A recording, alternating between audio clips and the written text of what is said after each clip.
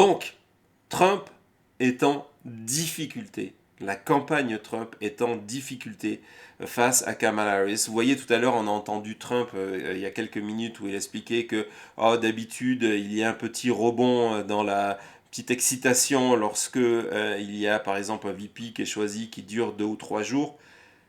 Il y a une semaine de cela, du côté de la campagne républicaine, on se disait l'arrivée de Kamala Harris, l'arrêt de la campagne de Joe Biden, son remplacement par Kamala Harris, allait avoir un effet de quelques jours. Nous en sommes désormais à 10 jours.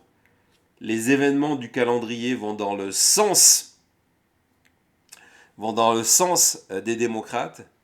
Les sondages qui sont toujours à prendre avec les précautions d'usage. On vous en parle très souvent et entre autres avec nos émissions avec Jean-Marc Léger. On vous prépare autre chose avec Jean-Marc Léger, une prochaine émission. Tout cela va dans le sens de dire, en fait, on assiste à quelque chose de bien plus profond, qui n'est pas simplement un espèce de rebond de popularité, une sorte de nuit de noces qui va disparaître dans la réalité. Il y a un mouvement de fond en faveur de Kamala Harris. Et le risque pour la campagne Trump de se retrouver lâché dans les sondages au moment où les Américains vont non seulement commencer à réellement s'intéresser à la campagne après Labor Day, donc début septembre, mais surtout vont commencer à voter. Je vous rappelle que les premiers bulletins pour l'élection présidentielle, et c'est en Caroline du Nord qui va être un État clé, seront envoyés dans 38 jours. Les Américains, certains Américains en tout cas, vont commencer à voter pour la présidentielle dans 38 jours. Et Donald Trump ne peut pas se permettre d'avoir 5, 6, 7, 8 points de retard dans les sondages. Et quand je vous parle de ces chiffres-là, c'est parce que c'est la tendance actuelle. C'est la tendance actuelle. On n'est pas encore dans ces écarts-là, mais lorsqu'on regarde certains sondages au niveau des États, c'est encore plus intéressant, au niveau du Minnesota, où on se retrouve presque avec un avantage de 10 points pour Kamala Harris, avec le dernier sondage de Morning Consult sur le Michigan. Tout à l'heure, je vous disais que le syndicat de l'industrie automobile venait d'apporter aujourd'hui son soutien à Kamala Harris, où il y a un avantage de 6 à 8 points. Avant la convention démocrate, avant le choix du VP, il y a un scénario catastrophe pour Donald Trump en bout de course. L'arrivée de Kamala Harris a mis à terre la campagne de Donald Trump. Donc évidemment, ce n'est pas ce que va vous dire Donald Trump. Il va vous expliquer que c'est devenu encore plus facile que de battre Joe Biden. Mais il doit vraiment le détester, ce J.D. Vance. C'est ce que J.D. Vance a reconnu. Il a reconnu lors d'une rencontre pour lever des fonds. Ce n'est pas une rencontre publique. Normalement, on n'a pas le droit d'enregistrer ces moments-là, mais quelqu'un dans la foule a enregistré en audio les déclarations de J.D. Vance qui sont arrivées jusqu'au Washington Post. Le Washington Post les a publiées hier avec une reprise sur CNN et dans tous les médias où J.D. Vance avoue que l'arrivée en campagne de Kamala Harris, pour eux, ça a rendu les choses beaucoup plus compliquées, que ça a été une sorte de coup de poing à l'estomac. On écoute J.D. Vance et dans le même segment, vous allez voir le même moment, alors que J.D. Vance est en train de reconnaître devant les personnes qui mettent de l'argent pour la campagne, les argentiers du Parti républicain, les difficultés de la campagne. C'est vraiment quelque chose d'extrêmement important. Trump est sur Fox News pour dire que tout va bien. C'est parti. President Harris. All of us were hit with a little bit of a political sucker punch. The bad news is that Kamala Harris does not have the same baggage as Joe Biden because whatever we might say, Kamala Harris is a lot younger, and Kamala Harris is obviously not struggling in the same ways that Joe Biden did. Candid comments there, and they may just be an accurate assessment of how much Biden dropping out of the race has shaken things up, truly. But compare what you heard from Senator Vance there to what former President Donald Trump said publicly just a few moments ago on Fox. I think she's a worse candidate than him. She's far more radical left. She is younger. I mean, she's 60 years old. A lot of people, I didn't realize she was 60. I thought she was a little younger. Joining me now is the reporter who broke his... Donc voilà, donc vous avez le contraste où publiquement Donald Trump dit non, tout va bien. Elle est un pire candidat que Joe Biden et c'est beaucoup plus facile de la battre. Et dans la réalité, lorsque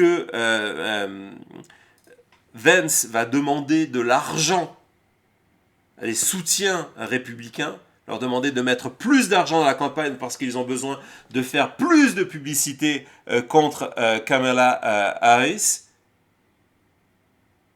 vous avez ce mouvement où on nous dit, finalement, on a des difficultés. Pourquoi ? Parce que toute la campagne de Donald Trump était bâtie sur ce que je vous ai dit, ce concept de campagne visuelle. Donald Trump était la force par rapport à la faiblesse de Joe Biden.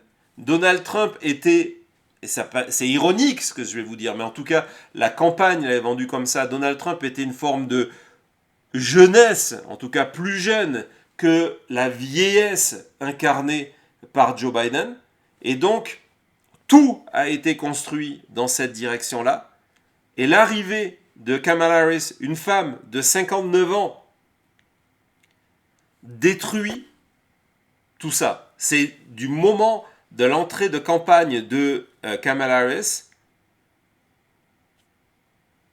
un an de travail de MAGA, un an de travail à la campagne Trump s'est effondré. C'est lui désormais le candidat âgé, c'est lui qui a 78 ans. On va d'ailleurs voir tout de suite une courte vidéo. Je vous l'ai dit, je vous avais montré ça il y a quelques jours, comment Fox News essaye de nous expliquer que finalement Kamala Harris n'est pas aussi jeune que ça. Non, elle n'a pas 59 ans, elle a 60 ans. Non, elle a 59 ans pour l'instant, elle n'a pas encore 60 ans. Et comment Donald Trump lui-même, 78 ans, a essayé d'aller dans cette idée-là, dans ce territoire-là, et s'est attaqué à l'âge de Kamala Harris de manière candide. Ah, mais je ne savais pas qu'elle était aussi âgée que ça. On écoute Donald Trump. She is younger. I mean, she's 60 years old. A lot of people, I didn't realize she was 60. I thought she was a little younger, but she's 60.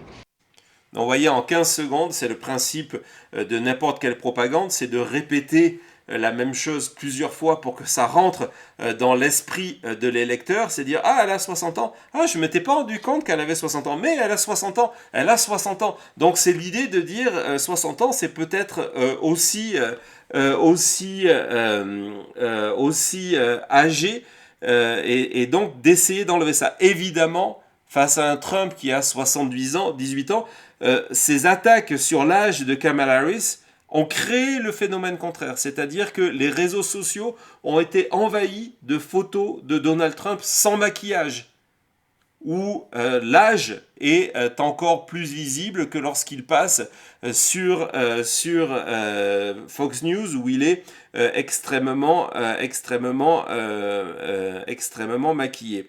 Et au moment où je vous parle, et c'est aussi une breaking news, vous qui aimez les sondages et qui aimez Jean-Marc Léger, l'Institut Léger vient de publier un sondage Harris-Trump. La dernière fois que l'Institut Léger, donc de Jean-Marc, avait publié un sondage, Trump avait 7 points d'avance sur Joe Biden. 7 points d'avance. À l'instant où je vous parle, breaking news, ça en fait la 3e lors de cette émission, l'Institut Léger place Kamala Harris en tête avec 49% des voix et Donald Trump deuxième avec 46% des voix. Un avantage de 3 points. Donc on était à plus 7 Trump. Là, Trump est à moins 7. C'est du plus 10 du côté démocrate. Et ce qui est intéressant, c'est que cet écart au niveau général, dès qu'on passe au-dessus, Jean-Marc vous l'a bien expliqué, dès qu'on passe au-dessus de plus 2, cet avantage au niveau de l'élection générale fait qu'on bascule au niveau des États dans plus de 270 grands électeurs. Donc voilà, c'est une confirmation de plus, à prendre évidemment avec les précautions d'usage parce que nous sommes très tôt dans la campagne, mais c'est un élément de plus qui démontre que la campagne Trump est en difficulté. Harris 49, Trump 46 dans le dernier sondage Jean-Marc Léger. Donc, la campagne Trump est en difficulté. Et la première difficulté, et on va écouter un extrait d'une intervention sur Fox News de Karl Rove. Karl Rove, pour celles et ceux qui ne le connaissent pas, c'est l'architecte de la victoire de George W. Bush en 2000 et en 2004. C'est lui qui a permis au fils Bush d'arriver à la Maison-Blanche. Et c'est lui qui a compris très rapidement les rôles joués par Fox News, par exemple. Et donc, il est devenu depuis un spécialiste sur Fox News de la carte électorale.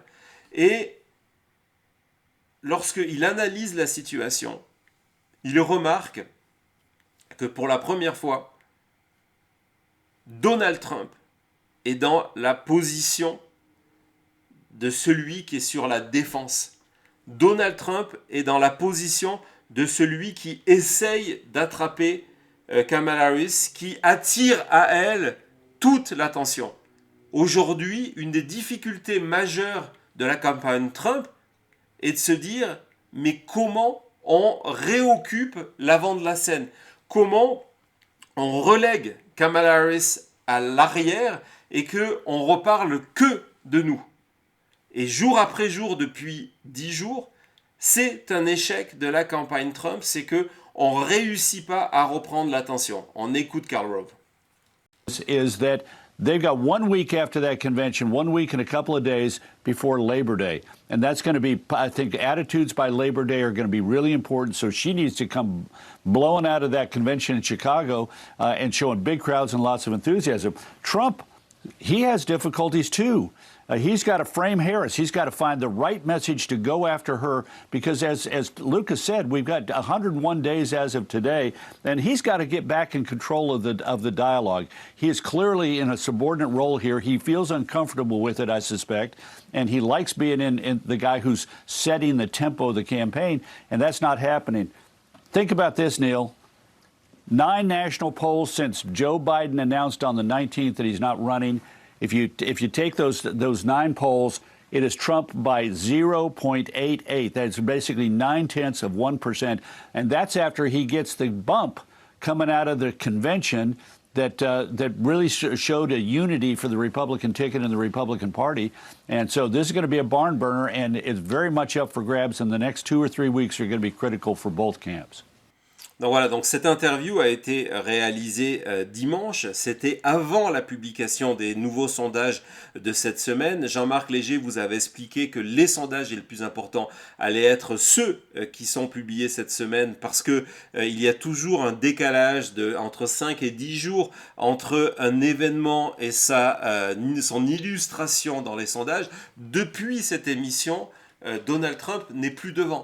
Donald Trump est derrière et comme l'explique Karl Rove, les prochaines semaines, avec toute cette série d'événements, vont être critiques. Le calendrier, on va le vivre en direct sur la chute. Je vous rappelle que mardi, ça sera le début de la campagne de Kamala Harris et de son VP, puis la semaine du 19, ça sera la convention démocrate. Le calendrier est favorable à Kamala Harris. Et donc Donald Trump aujourd'hui a deux missions: reprendre dans tout ça l'avant de la scène, et il n'arrive pas à le faire. Et comme dit Rove, c'est un problème pour lui parce qu'il aime être celui qui a l'attention sur lui et qui décide du sujet du jour.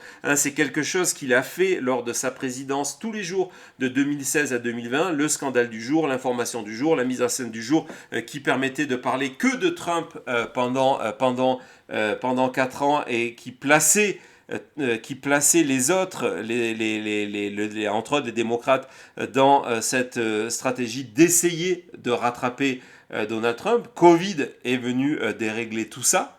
Sans Covid, Donald Trump aurait été réélu en 2020. Soyons clairs sur ce sujet-là. Et puis, il doit trouver, ce que Rove explique, il doit trouver un angle d'attaque contre Kamala Harris. Et là, c'est extrêmement difficile. On a vu, par exemple, il a décidé de l'attaquer, très brièvement, sur son âge. Ça n'a pas marché. Et donc, ces derniers jours, on assiste à ces espèces de ballons d'essai, cette stratégie dont je vous ai parlé plusieurs fois, du spaghetti, où on balance différentes choses devant le public, devant les électeurs, en se disant qu'est-ce qui va accrocher. Un des exemples, et ça devient de pire en pire, ça devient de pire en pire parce qu'il n'y a rien qui marche. Un des exemples, c'est hier, Lara Trump, qui était sur, je pense c'était Fox News, sur Newsmax, je m'en souviens plus, et qui a comparé, accrochez-vous bien, Kamala Harris à un sac poubelle. John, you're exactly right, because look, I think we've very clearly seen the mainstream media and the folks out there are not going to do it for us. In fact, they're trying to rewrite history. It's been incredible to see the way they have tried to prop up Kamala Harris and really sell her as some sort of this amazing political figure to the American people. It reminds me of, there was this bag that a very famous designer designed. This was several years ago, and it literally was a trash bag, but they sold this thing for like $2,000, thinking that people would actually buy it. It's a similar situation with Kamala Harris. Voilà, elle explique que la campagne, que Kamala Harris, la personnalité de Kamala Harris lui rappelle ce qu'avait fait un créateur de mode, de vendre pour $2000 un sac poubelle en expliquant que c'était du luxe, et que c'est pareil au niveau de Kamala Harris. Donc on essaie cette idée de se dire on va l'attaquer pour que le public décroche. On va aussi la comparer, ça c'est pour essayer de rassembler au niveau des républicains, on va la comparer au grand méchant vu du côté républicain, à Barack Obama. They are trying to sell her as Obama in a skirt, basically trying to create momentum around Kamala Harris based on identity politics, the fact she's a woman of color and would be the first woman of color of president. How is the Trump campaign planning to counter that kind of messaging? Absolutely. Well, we're watching, as you just said, we're watching Kamala Harris get the Hillary Clinton and Barack Obama treatment from the liberal mainstream media and the Democrat Party. The problem is that the liberal mainstream media and Democrat Party have the same blinders on that they had up way back in 2016. It's almost the exact same playbook. Kamala Harris. Voilà, donc non seulement on s'attaque aux références de Barack Obama, Kamala Harris est un Barack Obama en jupe, mais en plus on explique que c'est la faute des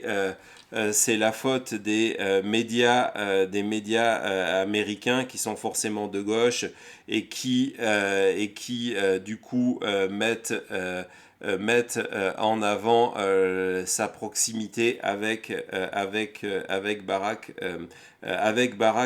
Obama.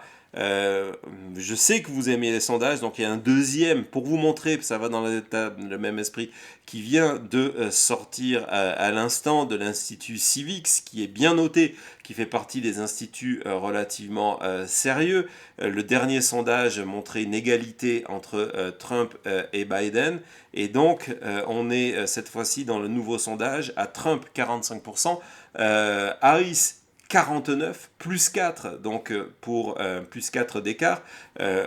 Ils étaient à égalité, donc c'est vraiment un énorme progrès. Nous sommes dans les mêmes chiffres que les chiffres de l'Institut de Jean-Marc Léger.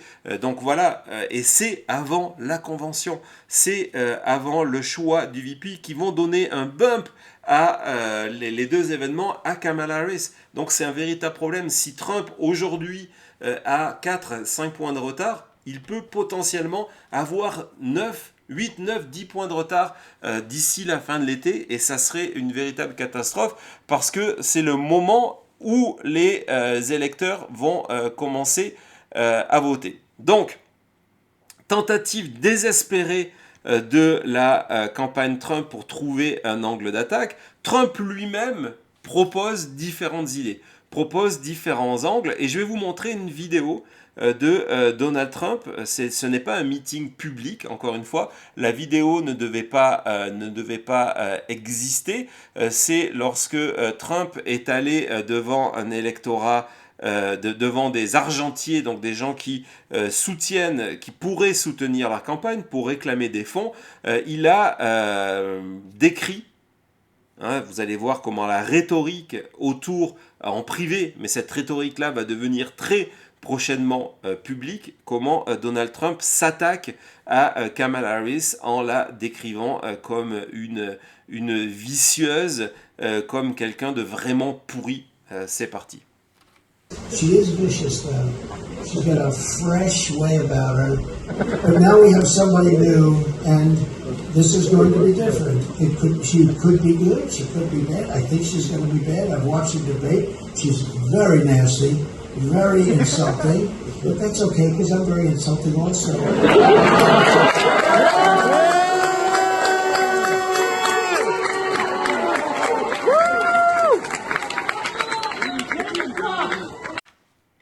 Donc voilà, donc Donald Trump qui est à l'offensive contre Kamala Harris en privé, mais ça va venir en public, et ça va tellement venir en public, et c'est d'ailleurs une spéciale dédicace, comme on dit, à tous les experts de plateau qui nous ont décrit lors de la campagne, lors de la convention républicaine, Donald Trump changé au visage serein, qui était là pour l'unité du pays, qui était là pour rapprocher les démocrates et les républicains, oublier la politique, et qui s'était promis, juré, n'allait pas tomber dans ses travers. Donald Trump lui-même en a parlé récemment, et c'est une mise en garde du nouveau ton qui va arriver dans les prochaines semaines, parce que plus l'écart, et les derniers sondages que je viens de vous citer vont dans ce sens-là, plus l'écart va se creuser entre lui et Kamala Harris, plus il va devenir violent, misogyne et raciste. Et donc, il mettait en garde en disant « Non, non, mais attendez, je n'ai pas changé. Au contraire, je suis pire qu'avant. » Donald Trump lui-même.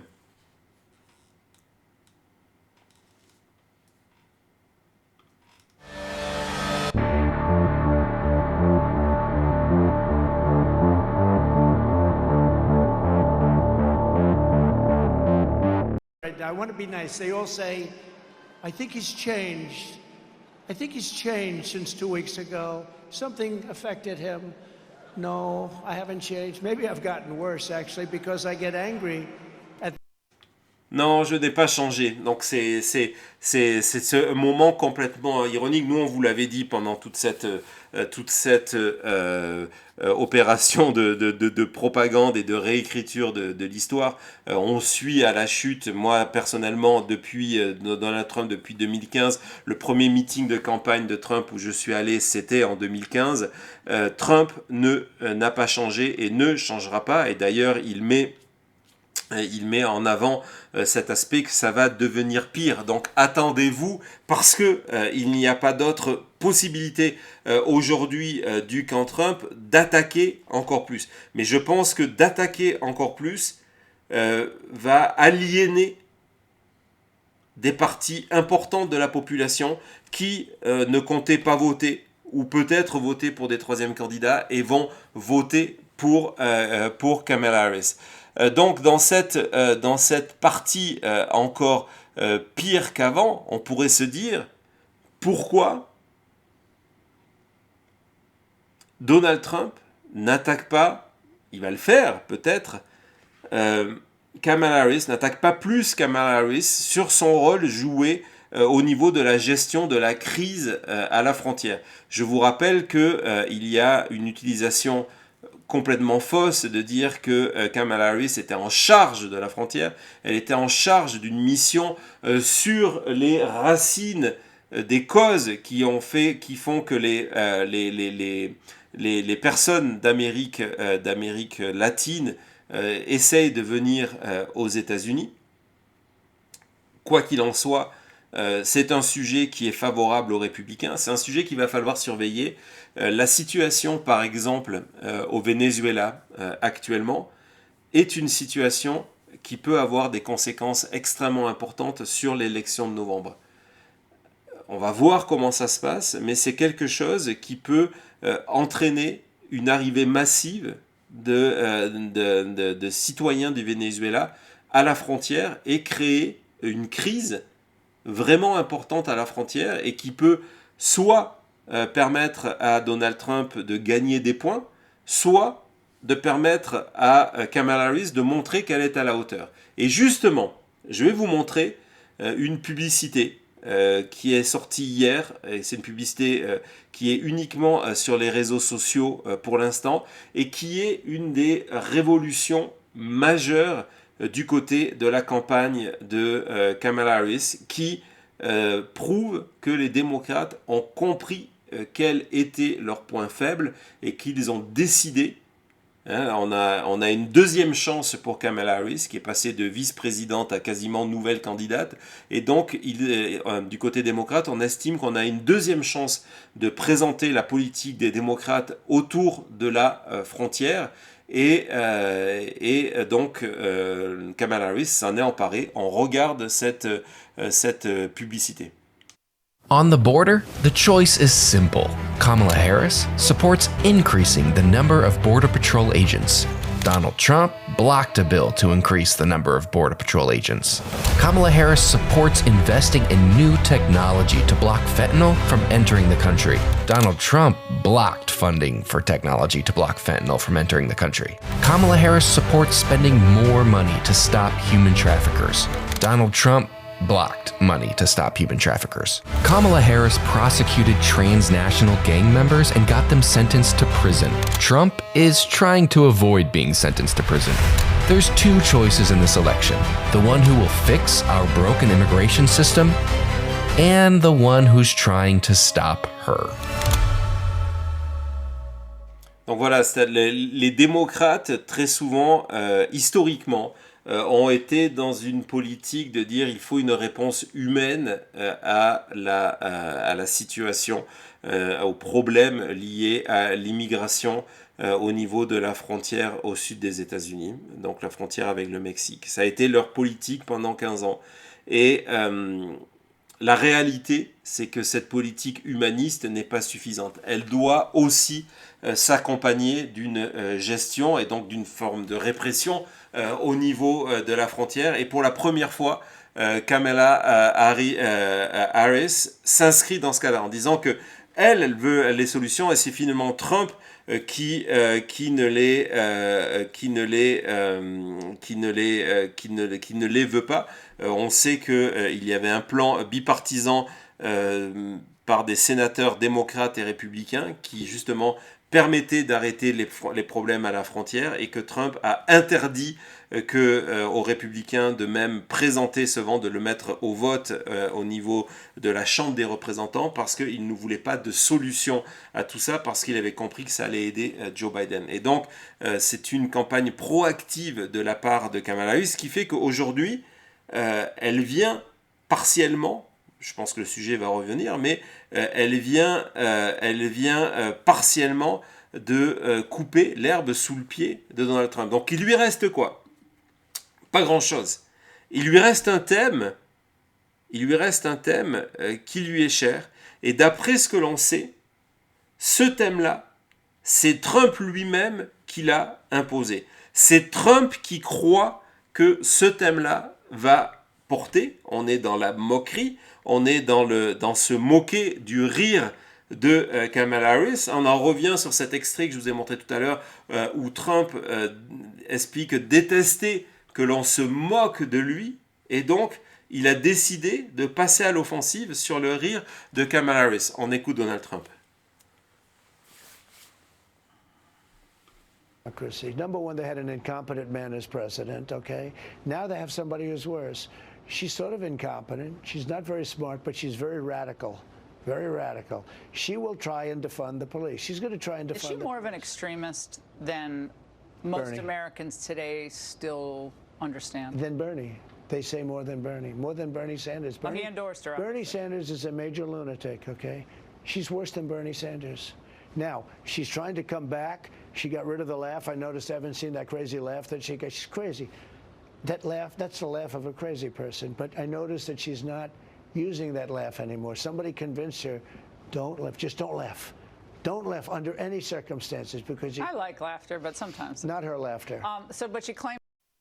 Voilà, donc il explique que soi-disant, elle a même arrêté de rire parce qu'elle a compris que ça la faisait passer pour une folle, donc une folle radicale qui rit. On va écouter un deuxième extrait où dans la même interview, il revient sur le rire de Kamala Harris. She got rid of the laugh. I noticed I haven't seen that crazy laugh that she got. She's crazy. That laugh, that's the laugh of a crazy person. But I noticed that she's not using that laugh anymore. Somebody convinced her, don't laugh, just don't laugh. Don't laugh under any circumstances because I like laughter, but sometimes. Not her laughter. But she. Enfin, je me suis trompé d'extrait, ça arrive, c'est deux fois le même. Désolé. Ce thème du rire de Kamala Harris, on le retrouve quand, par exemple, il va la comparer en disant mais comment on peut avoir une femme dirigeante qui rit comme ça, et dont il va mettre en exemple la carrière politique de Margaret Thatcher en Angleterre.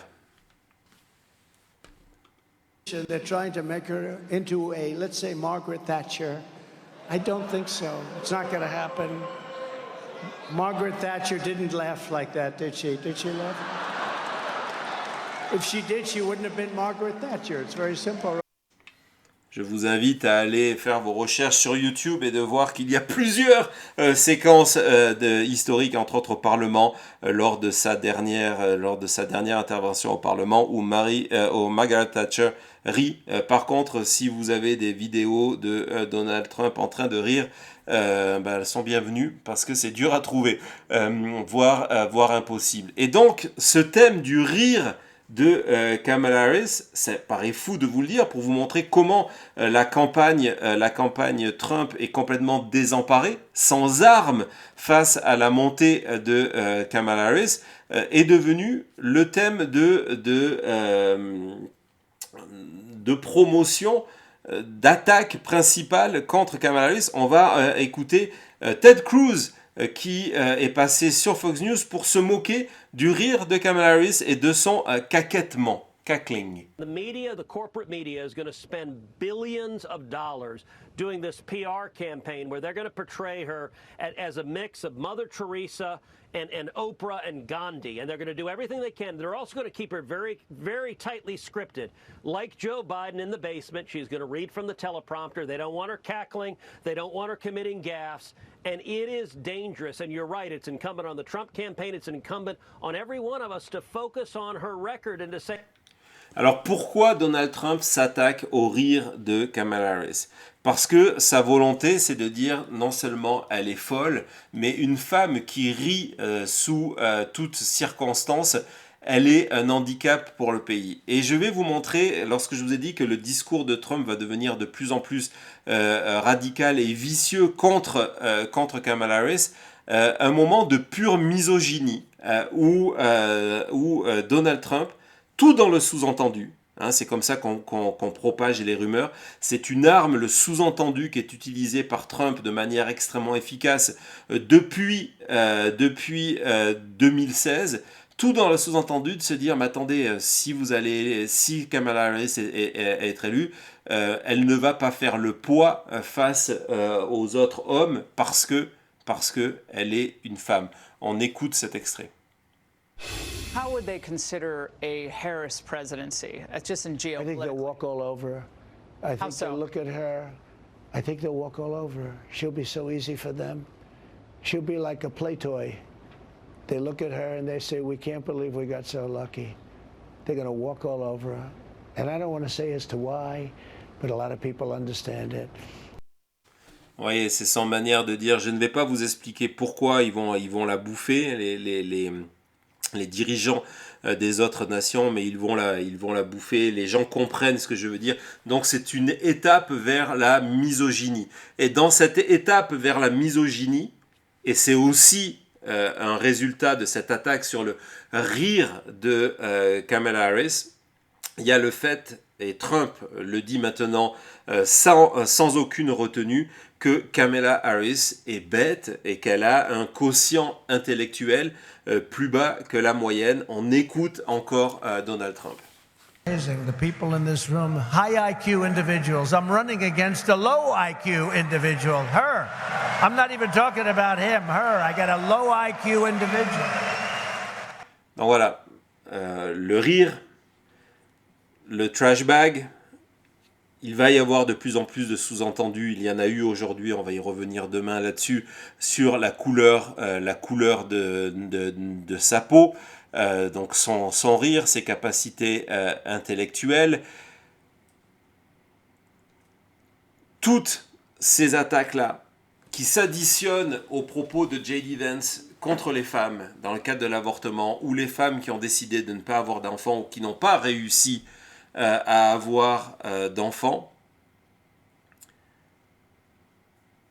crée l'effet contraire que souhaiterait Donald Trump. C'est-à-dire que ces populations-là se retrouvent plus largement, du coup, dans la candidature de Kamala Harris. D'un coup, la base du parti républicain, la base MAGA, se rétrécit un peu plus. On se retrouve avec deux candidats qui sont des clones, un étant un peu plus jeune que l'autre, des clones du même personnage. C'est un homme blanc de 78 ans qui est en train d'expliquer à une femme noire de 59 ans qu'elle ne devrait plus rire, et qu'elle devrait être plus intelligente, qu'elle devrait se comporter différemment. Tout ça, ce sont des thèmes qui éloignent une partie de l'électorat. N'oubliez pas, lorsqu'on parle d'électorat républicain, ce sont des hommes, mais ce sont aussi des femmes. Et je vais vous montrer comment Fox News est passé en mode panique sur cette stratégie-là, en tentant en direct de corriger cette stratégie-là.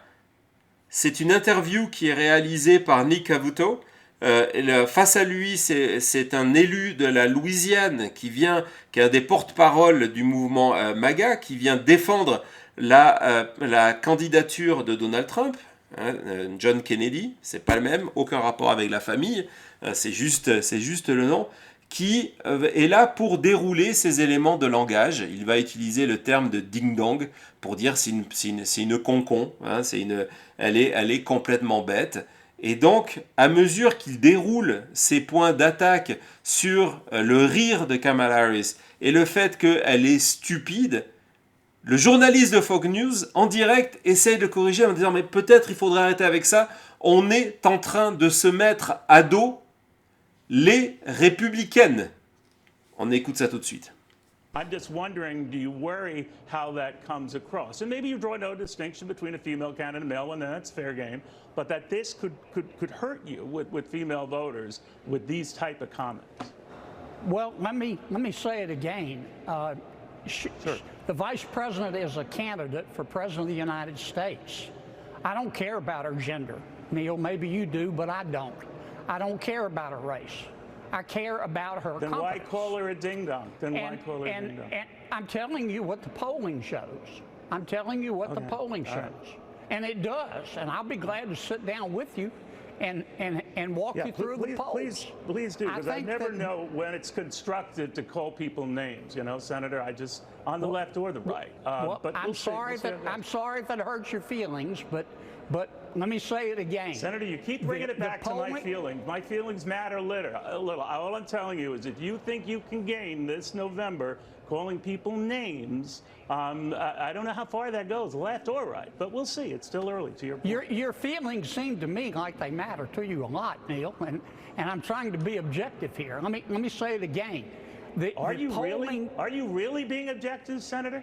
I just think you've got a bash-a-thon, a name-calling at her. If you call that being objective, I don't know. But, Senator, I do want to thank you for coming. Well, thank you for having me, Neil. I hope you have a better day. Yeah, so do I. Hope you have a better day. We'll have more after this. Donc c'est un moment complètement fou. Nous sommes en direct sur Fox News et le journaliste est obligé d'aller contre le représentant de Trump pour dire « Mais est-ce que vous pensez vraiment que c'est une bonne idée ? Est-ce que vous pensez vraiment que c'est une bonne idée de insulter une candidate et à travers elle, une partie de l'électorat, y compris républicain ?» C'est la preuve que cette campagne Trump est en difficulté et n'a pas de solution. Un autre aspect, et ça va être le dernier que je vais explorer, de la manière dont Trump a décidé d'attaquer la campagne de Kamala Harris, c'est de se moquer de son nom. C'est de se moquer de la prononciation du nom, parce que ça renvoie, on est dans le glissement progressif vers le racisme, comme il a fait toujours attention de parler de Barack Hussein Obama, sous-entendu c'est un musulman, et donc c'est l'ennemi.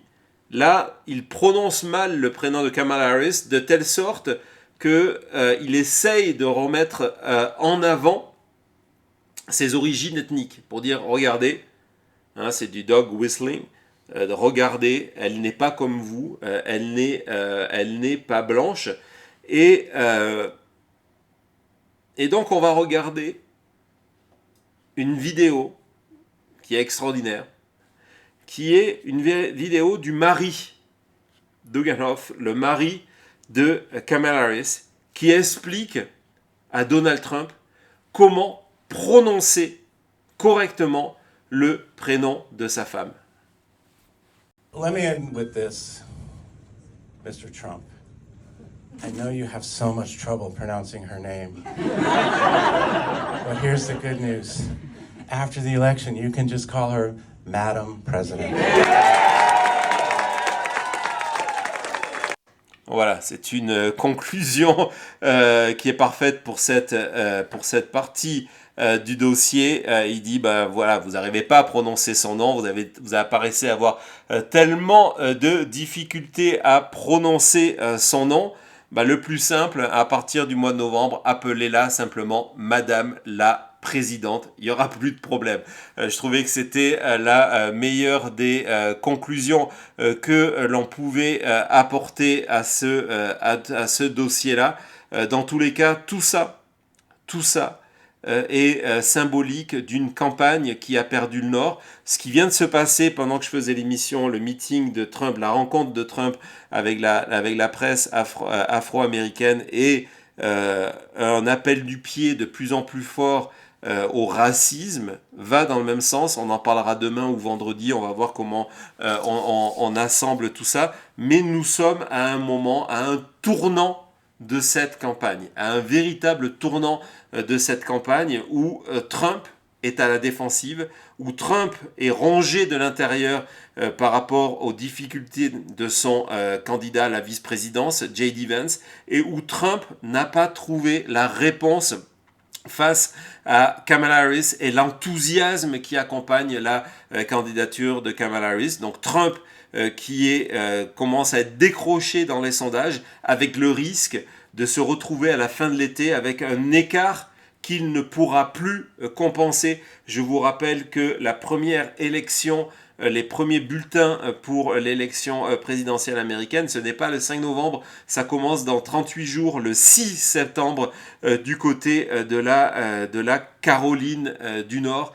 C'est un moment extrêmement compliqué. Évidemment, ces quelques semaines qui vont être cruciales, on vous propose de les suivre avec nous via les récaps. Samedi, une édition spéciale de La Chute sur notre première carte électorale. Je sais que vous adorez ça. La première carte électorale de Kamala Harris contre Trump, savoir qui, d'après nous, sans langue de bois, en utilisant des informations comme les données démographiques, les mouvements de population, etc., qui est le favori pour remporter l'élection de novembre. La semaine prochaine, on sera là pour la présentation du VP de Kamala Harris pour le premier meeting, puis on sera là après pour la convention démocrate, très certainement pour les débats, parce que Trump va avoir besoin de ces débats-là. Il n'est plus dans la position de luxe de dire j'ai suffisamment de points d'avance, je n'ai pas besoin de débat. Il a besoin d'aller se confronter à Kamala Harris. Le débat aussi des vice-présidents où J.D. Vance va tenter de rectifier son image et qu'on parle moins de canapé et moins d'avortement et moins de positions extrêmes sur les familles sans enfants.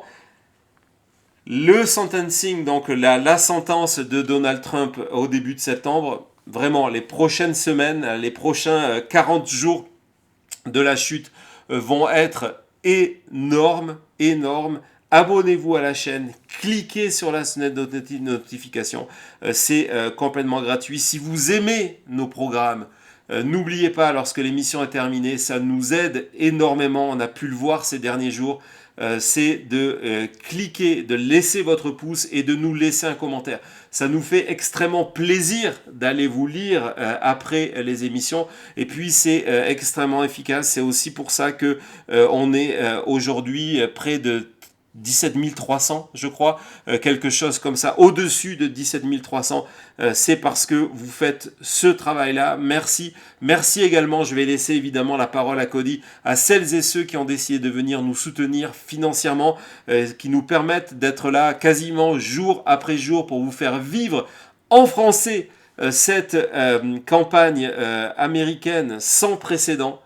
Historique, on va continuer, donc merci pour vos super chats, vos super stickers, vos super thanks lorsque vous venez le faire en replay. Merci également, je pense en vous, à ce groupe de fidèles qui sont passionnés de la politique américaine et qui viennent nous soutenir via Kiss Kiss Bang Bang, via lachute.info, et qui, je vais retrouver tout de suite dans notre chat Telegram sur la politique américaine, sur la campagne, sur les affaires judiciaires de Donald Trump, et donc je vais les retrouver tout de suite dans l'after. Merci beaucoup, merci à vous. Si nous nous lançons dans cette opération maintenant média, c'est parce que vous nous soutenez, vous nous envoyez de la force, vous êtes là pour nous permettre de grandir et permettre de continuer à vous informer de manière 100% indépendante. Soutenez, il n'y a pas que la chute, soutenez les médias indépendants, c'est grâce à eux que la véritable info sort et permettent donc de vous donner un portrait plus juste de cette campagne. Donc voilà, nous sommes le 31 juillet 2024. C'était l'épisode 18 du récap de la chute. On se retrouve très vite. Merci, à bientôt.